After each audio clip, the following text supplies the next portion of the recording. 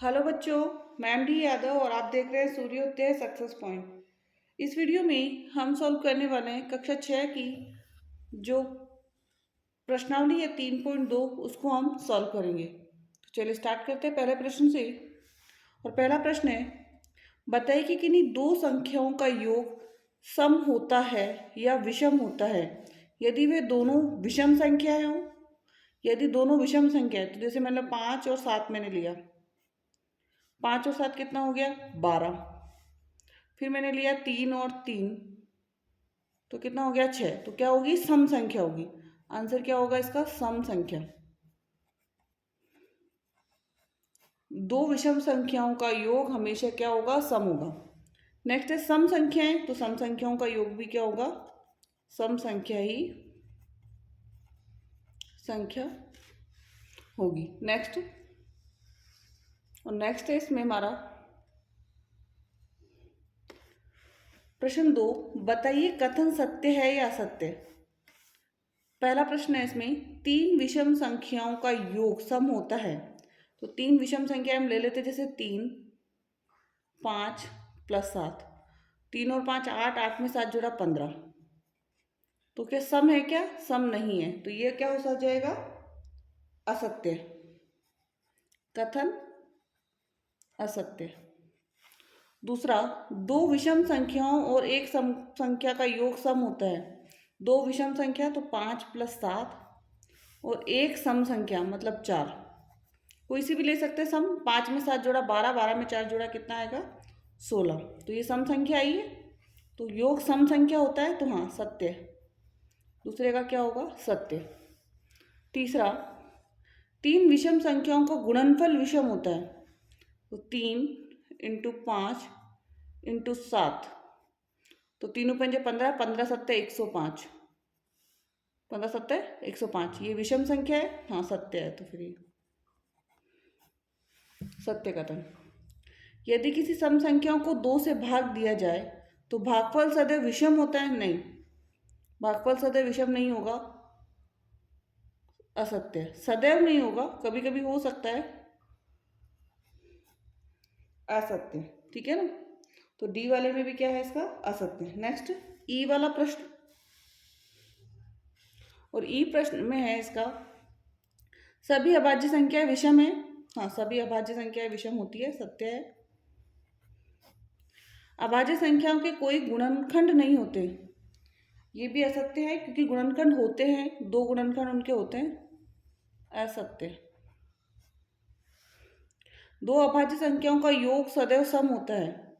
तो जैसे 3 + 5 कितना हुआ 8, 2 + 7 कितना हुआ 9, सदैव सम होता है, नहीं, ये भी असत्य हो जाएगा। फिर जी का आंसर भी क्या हो जाएगा, असत्य।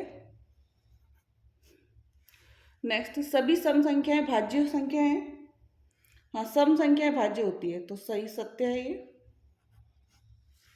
केवल 2 ही एक सम अभाज्य संख्या है, हाँ ये भी सत्य है। आई वाले में देखेंगे अब, केवल 2 ही एक सम संख्या है और अभाज्य संख्या है, तो ये सत्य है। केवल 2 ही एक सम अभाज्य संख्या है। नेक्स्ट है, दो सम संख्याओं का गुणनफल सदैव सम होता है। हाँ, दो सम संख्याओं का जो गुणनफल होता है वो हमेशा क्या होता है, सदैव सम होता है, तो ये भी क्या हो जाएगा, सत्य। नेक्स्ट, अब है संख्या 13 और 31 अभाज्य संख्या है। इन दोनों संख्याओं में 2 अंक है, 1 और 3 है। 100 तक की संख्याओं में ऐसे अन्य सभी युग्म ज्ञात कीजिए। ठीक है ना, बट संख्या क्या होनी चाहिए, अभाज्य होनी चाहिए, ये भी ध्यान रखना है। तो सबसे पहले तो हम लेते हैं 17, 17 और 71। ठीक है ना, 17 और 71, 17 भी अभाज्य है और 71 भी अभाज्य है। दूसरी जो हम संख्या लेंगे वो लेंगे 37 और 73। 37 भी अभाज्य है और 73 भी अभाज्य है। एंड लास्ट इसमें हमारी हो सकती है 79 और 97। 79 भी अभाज्य और 97 भी क्या हो जाएगी, अभाज्य संख्या होगी। नेक्स्ट है 4 नंबर, 20 से छोटी सभी अभाज्य और भाज्य संख्याएं अलग अलग लिखिए। सबसे पहले हम लिखेंगे अभाज्य संख्याएं, भाज्य संख्या लिख देते हैं। तो 20 से छोटी जो भाज्य संख्या है वो है 4, 6, 8, 9, 10, 12, 14, 15, 16 और 18। ठीक है, ये सारी क्या है, भाज्य है। अब देखना है हमें अभाज्य संख्या। 2, 3, 5, 7, 11, 13, 17 और 19। ठीक है, तो ये कंप्लीट हो गई हमारी 20 से छोटी सभी अभाज्य और भाज्य संख्या है। नेक्स्ट अगला प्रश्न है इसमें, 1 से 10 के बीच में सबसे बड़ी अभाज्य संख्या लिखिए। सबसे बड़ी, तो 1 से 10 के बीच में तो 7 ही है सबसे बड़ी अभाज्य संख्या। ठीक है ना। निम्न को दो विषम संख्याओं के योग के रूप में व्यक्त कीजिए। अब 44 है ना हमारे पास, तो 44 का हम क्या ले सकते हैं, इसका विषम संख्या भी होनी चाहिए। तो विषम संख्याओं का तो हमारा बहुत इजी हो जाएगा। 3 प्लस हमने ले लिया 41, तो भी क्या हो जाएगा, 44 हो जाएगा। नेक्स्ट है 36 का, तो 36 का होगा हमारा, कोई भी संख्या ले लीजिए, 50, 5 प्लस 31 हमने ले लिया। 24 का तो हम लेते हैं 7,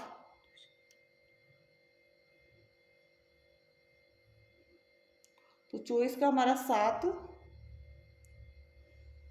24 में से हम 7 घटाएंगे तो कितना बचेगा, 7 ही बचेगा। 24 प्लस 17 और 18 का जो हमारा हो जाएगा 5 प्लस 13, 5 प्लस 13। ठीक है, नेक्स्ट अगला, अभाज्य संख्याओं के ऐसे 3 युग्म लिखिए जिनका अंतर 2 हो। अंतर 2 होना चाहिए, ध्यान रहे।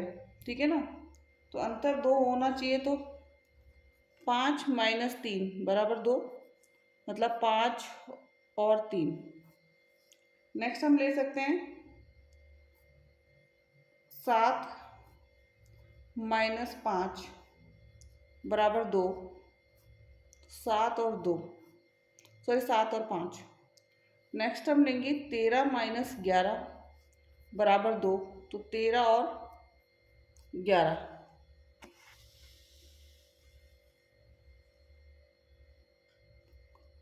नेक्स्ट है, निम्न में से कौन सी संख्या अभाज्य संख्याएं हैं। निम्न में से कौन सी संख्या है अभाज्य संख्या है, ध्यान रखना। तो 23 है और 37 है। 23 और 37 क्या है, अभाज्य संख्या है। नेक्स्ट, निम्न संख्याओं में से प्रत्येक को 3 अभाज्य संख्याओं के योग के रूप में लिखना है। 3 अभाज्य संख्याओं के योग के रूप में लिखना है, ध्यान रहे। तो 21 का हम लिखेंगे 3 प्लस 5 8, 8 पे हम जोड़ देंगे 13, तो 8 और 13 21। नेक्स्ट 31, 3 प्लस 5 प्लस 23, अब 3 प्लस 5 प्लस 23 हो गया 31। 53 का आएगा 13 plus 17 plus 23, 13 plus 17 plus 23। Next 61 का होगा 7 प्लस 13 प्लस 41, 7 प्लस 13 प्लस 41। ठीक है, कंप्लीट हो गया है तुम्हारा। अगला प्रश्न, 100 से छोटी 7 क्रमागत, 100 से छोटी 7 क्रमागत भाज्य संख्याएं लिखिए जिनके बीच में कोई अभाज्य संख्या नहीं हो। क्रम में आनी चाहिए, तो जैसे 90 से स्टार्ट होती है, 91 भी भाज्य है, 92 भाज्य है, 93 भाज्य है, 94 भाज्य है, 95 भाज्य और 96 क्या है, भाज्य है। तो ये कंप्लीट हो गया, हमारे 10 प्रश्न हमने कर लिए। नेक्स्ट अब हम करेंगे 11वां प्रश्न। नेक्स्ट है 11, 20 से छोटी अभाज्य संख्याओं के ऐसे 5 युग्म लिखिए जिनका योग 5 से विभाज्य हो। 20 से छोटी अभाज्य संख्याओं के ऐसे 5 युग्म लिखिए जिनका योग 5 से क्या हो, भाज्य हो। सबसे पहले हम ले लेते हैं 2 + 3 बराबर कितना आएगा 5, जो 5 से क्या होगा, भाज्य होगा। 2 और 3, 2 और 3, ठीक है। नेक्स्ट हमारा जो ले सकते हैं अपन 2 और 13, 2 + 13 बराबर 15, यहाँ लिखेंगे 2 और 13। नेक्स्ट है 7 + 17, 7 + 17 का जो होगा 24, 24 होगा 7 और 17, सॉरी 7 + 17 नहीं 3 + 17 होगा, ठीक है ना। 3 + 17 20 और 20 का हो जाएगा 3 + 17, ठीक है ना। नेक्स्ट हम लेंगे 7 + 13,